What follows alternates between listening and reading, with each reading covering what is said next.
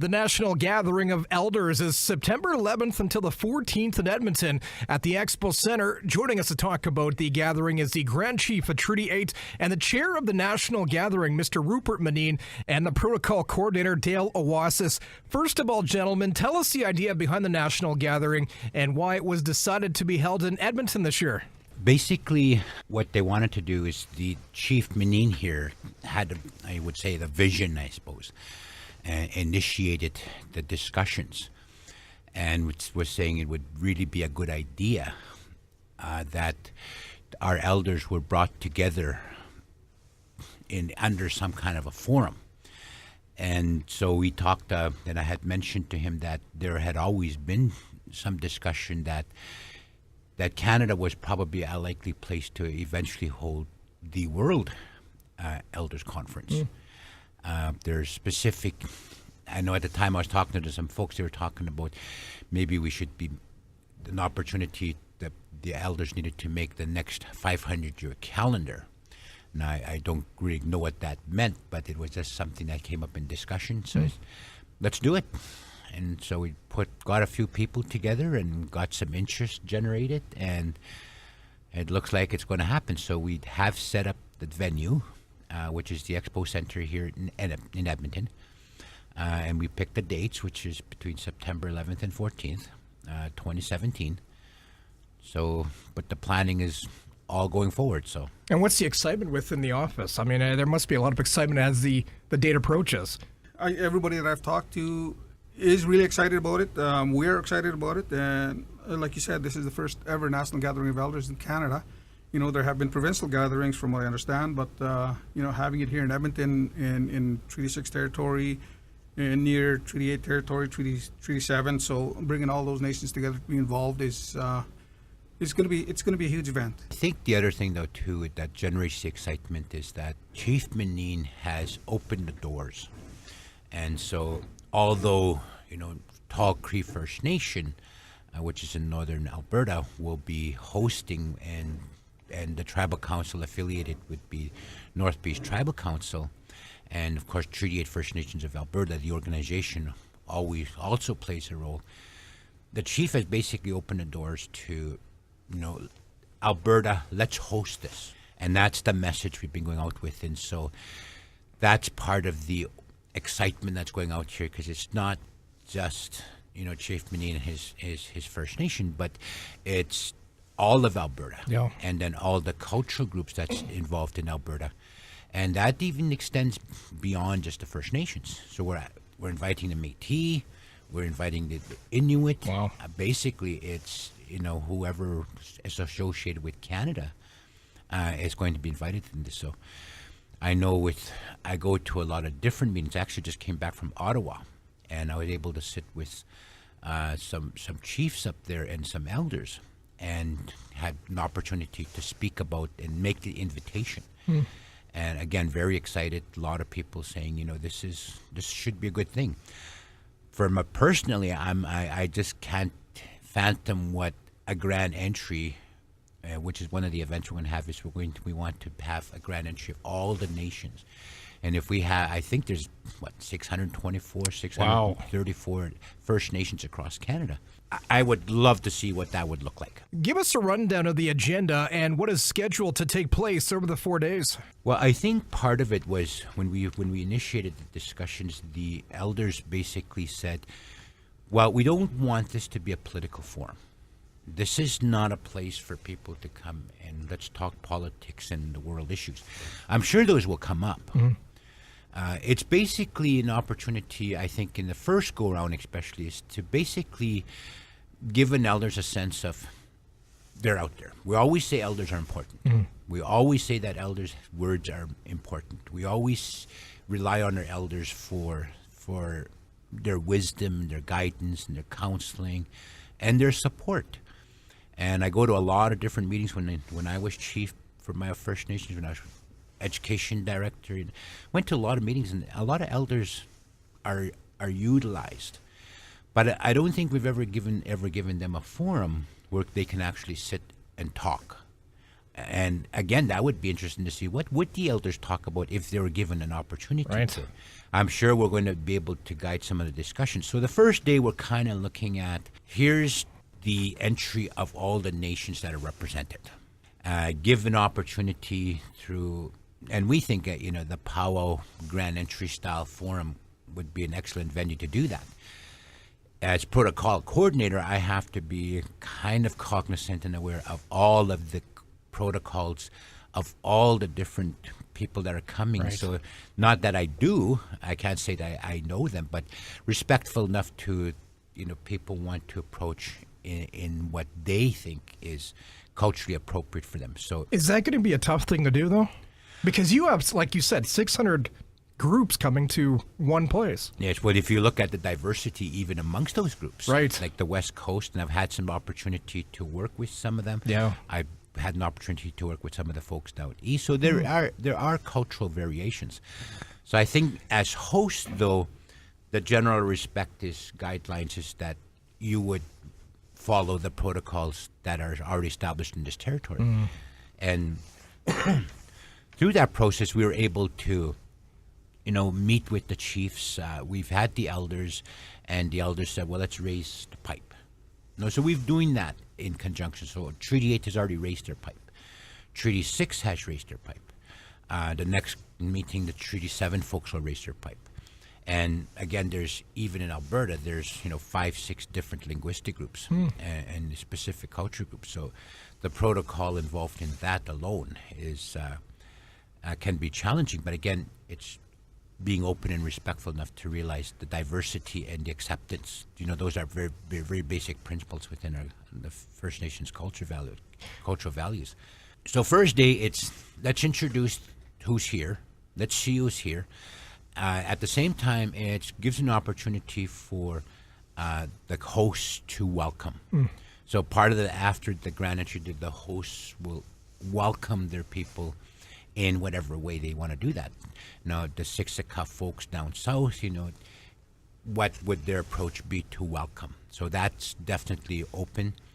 The Nehiawak in this area, how would they offer? What would Treaty 6 do to welcome folks into their territory?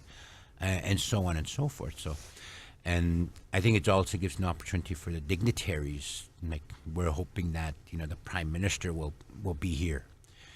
We were anticipating that the national chief from Assembly of First Nations will be here. Yep. We're thinking the mayor of Edmonton will also be able to make some words, maybe the premier. So, but that's an opportunity for the dignitaries to. After the first night, people have traveled here, they're tired. Give them a chance to rest. But Sure. the dignitaries, to put up something like this costs a lot of money. And we're basically starting from scratch, and we're looking for corporate donorship and personal donors and donations. So it's also an opportunity to provide recognition for the people who are contributing to make it a successful event. So that first night is the dignitaries, and the sponsors will go and have a dinner and allow them the speeches. And second day, we're looking at some kind of a cultural form. We're looking at the powwow style format, but we also want to give an opportunity for the different culture groups to showcase themselves and their cultures. Like I said, there'll be such a diversity of people within Canada. It's an opportunity to showcase that diversity, an opportunity for people for the cultures to show themselves, and so however that looks like, we just need to make sure we have some really good organizers and MCs, I would say, who would kind of make that happen during the day. Right. And then I believe that evening we're going into, there'll be supper will be provided, part of the registration fees, meals will be looked after, things like that. Third day, this is where the elders talk. Now, I did identify some specific areas that we want to be able to talk a little bit about, and maybe the elders could to do that. So some of the things the elders, we also have a planning committee of elders. Now, what they basically said is, well, let's talk about certain things that are are involving us. And so one of the biggest things they said is climate change is a huge issue. It affects everyone. And maybe we should just focus everything on just climate change. And then we talked a little bit about, the role of the woman in traditional society. Those also came up. So we're also talking about, giving an opportunities for people to get involved with the elders. So we're still making some discussions because again, we're looking at 5,000 plus people. Wow. And that's just talking about elders and leadership. Now we involve the youth in that if we want to expose the youth to those people, which is what we're hoping we're doing. So we're hoping to be able to provide a venue so we can bring some of these people who want to come in. But also we want to be able to make it so that people sitting at home can also take part in this. Yeah. And so we're hoping to have it live streamed as well. One of the questions that we were asked on Facebook were, how can elders in their community get invites to go to this gathering? Well, I think it's pretty much open. So the invites have gone out, the posters are out, the website's been developed. We're encouraging people because of the space that we're looking at, and we did work with Tourism Saskatchewan and the City of Edmonton to book some rooms. We're looking at, people probably around coming in with their campers, and so we're talking with a few campsites, and we're trying to accommodate as many as possible in terms of having a place to stay when they're down here. So I think people who register early will benefit from early registration. Okay.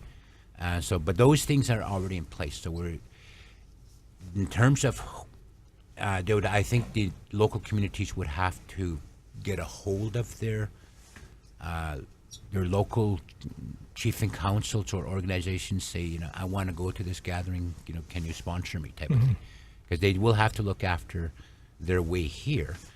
And they would also have to look after their rooms. Another question we were asked on Facebook were about vendors. Will vendors be on site, and how can they apply for that? We do have vendors. We do have a vendors room that's going to be set aside. We're hoping, we're opening the door basically to vendors, and there's going to be cost attached to it for the 4 days. And what we're planning on doing is to invite. Well, like for one thing, is invite all the vendors that we have Canada-wide, and then we are thinking of maybe taking a trip down into the United States for their big national powwow, and potentially even soliciting some of the vendors down there to come up and take part in our, that'd be something different, I think, for this area to have like vendors from down there to come up. Who knows, Well, we'll get the word out there anyway. Let's talk about tickets right now. How much are they, and where can you get them at? It's online registration. You go online, which is basically Bering Street here, but I think it's NGE 2017. Yeah, National Gathering of Elders. Okay. So we do have a website. So go to the website, and there's a registration form that you can print off. Okay. And so you can either mail those back to the address. I believe early registration is $250. Okay. And there is I think after February, then it'll go up to $300. And that's basically for everybody. And the registration will look after meals. It'll also look after your, some of the costs that are associated at the Expo Center. There'll be a large room for vendors. We're expecting 250 plus vendors, and I believe the Expo Center has the capacity to hold up vendors indoors. We're also looking at having them set up outside. Because registration will look after your meals and packages within the center. For those who are coming for the day or just want to come in for we're hoping to have vendors that they can get their food and go see the vendors that will be there. So we have to kind of anticipate the walk-ins as well. Right. Yeah. Chief Rubert Meneen and Protocol Coordinator Dale Awasis, appreciate you guys stopping in, and good luck at the gathering in September. Thank you. Thank you for the invitation. We'd love to talk some more once we get further into this gathering. Of course, the invitation is open to you guys to take part in it also. We've invited APTN, we've invited everybody, all First Nations people out there to come and be involved. it'll be great to see everybody.